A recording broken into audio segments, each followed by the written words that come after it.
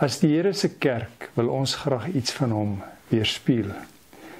Die vormende invloed van dit wat ons vandag na kyk, is baie, baie kosbaar.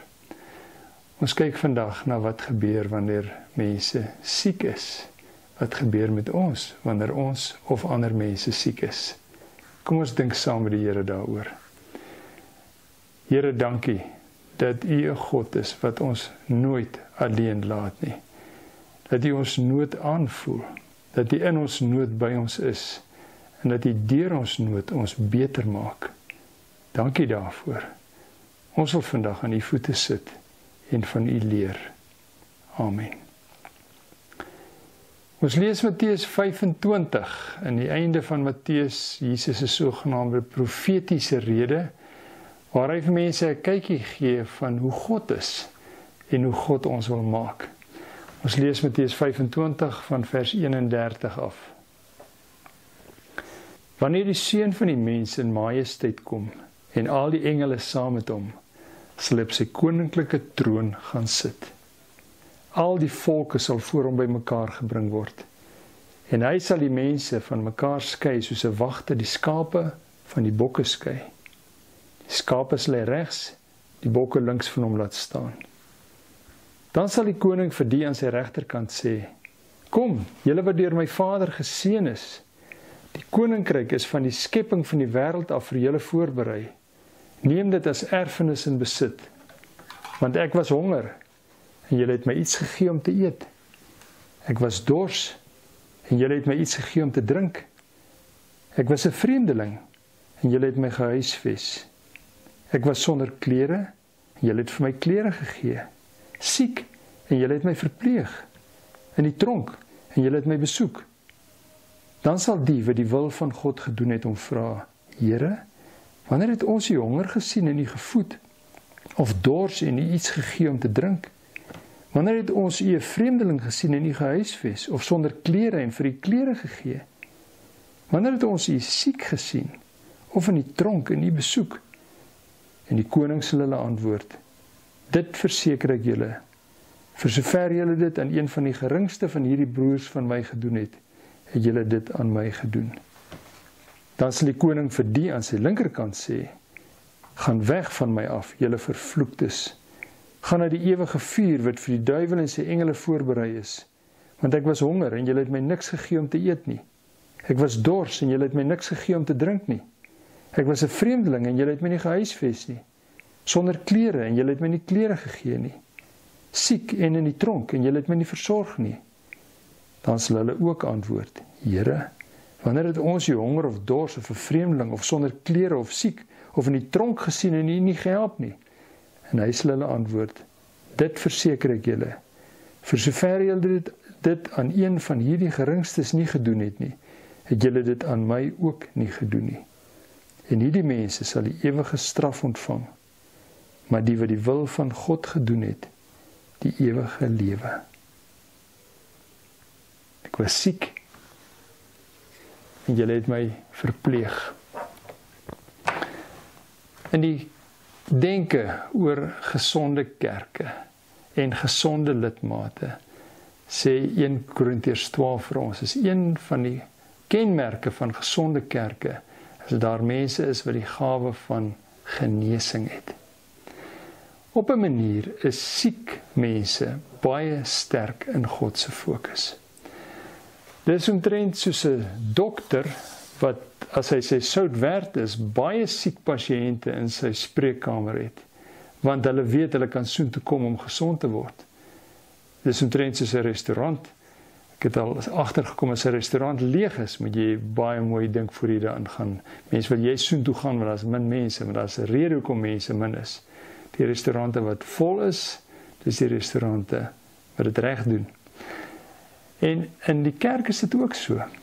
En al sou mense in die kerk half 'n kliniese omgewing kweek waar alles reg loop en waar mense gesond is en waar daar voorspoed is dit nie die kerk wat die Here in gedagte gehad het nie.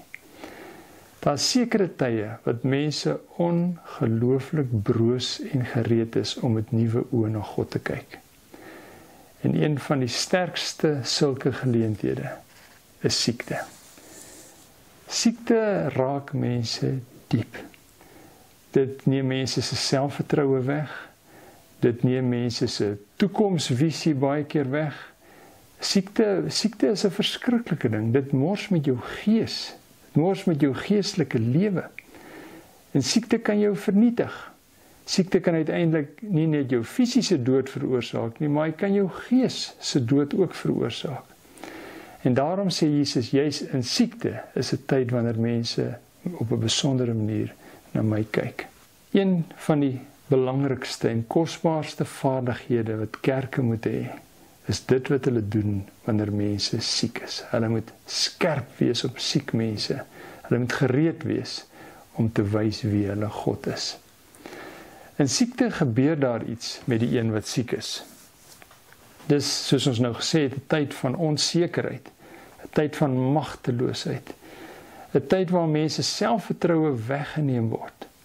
En as die herstel ook nog lank is, dan neem dit mense hoop vir die toekoms weg. En juist dit is 'n geleentheid vir mense om met nuwe oë na die lewe te kyk en na God te kyk. Daar's die beste voorbeelde van beroemde mense, Steve Jobs byvoorbeeld, wat een van die mees suksesvolle mense op die planeet was, wat Apple begin het en wat kanker gekry het. En hy het alles gehad wat die lewe kon bied, alle voorspoed, alle weelde, alle seëninge wat ons hoop het hy gehad. Maar toe hy siek word, het alles na 0 toe teruggegaan. Skielik het hy heeltemal niet gedink oor die dinge wat vir hom belangrik was. Sy prestasie, en sy werk, en sy welvaart. Hy het skielik mense ontdek. Hy het skielik sy gesin ontdek. Die belangrikheid van vrye tyd. Skielik het sy gesondheid vir hom geweldig belangrik geword, waar hy terwille van werk homself sou benadeel en nie so mooi kyk wat hy eet en hoe hy oefen nie. Toe hy siek word, toe besef hy wat daardie dinge regtig vir hom werd is.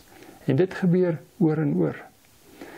Aan die ander kant kan siekte weer iets word wat ons vernietig. Siekte kan veroorsaak dat mense bitter word, dat hulle God verwyd, dat hulle ongelukkig is oor ander mense se seëninge, waar hulle mense vermy, waar hulle nie bid nie, en dan vernietig dit jou. Siekte moet egter 'n geleentheid wees wat ons ingrypend van binne af verander. 'n Geleentheid waar ek met nuwe oë na God kyk, na die seëninge in my lewe, na die prioriteite in my lewe. En daarom in siekte gebeur daar iets met die een wat siek is. Soos ons nou gesien het, hy kyk met nuwe oë na homself. Maar vir ons besinning vandag is iets wat nog 'n groter invloed het op siek mense, is die mense wat uitreik na siek mense. Wanneer jy aandag gee aan iemand wat siek is, dan gebeur daar iets met jou. Dan kan jy die voordele van siekte kry, sonder om die nadele van siekte kry.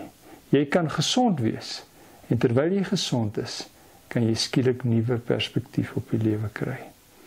En dit is iets wat ongelooflik belangrik en kragtig is. Die gedeelte wat ons gelees het, wat nou oor 'n klomp dinge praat, die een wat ons vandag fokus oor siekte, sê Jesus, toe ek siek was, nie het julle my gesond gemaak nie, toe ek siek was, het julle my verpleeg. Siekte is dus nie 'n ding wat maar net gebeur nie. Siekte is 'n proses. En 'n proses waar ek aan iemand aandag gee, en dan gebeur daar dinge met my terwyl ek aan hom aandag gee. In die verpleging, aan die aandag gee aan mense wat siek is, kry ek skielik nuwe perspektief. Dis die tyd waarin ek anders na my tyd begin kyk.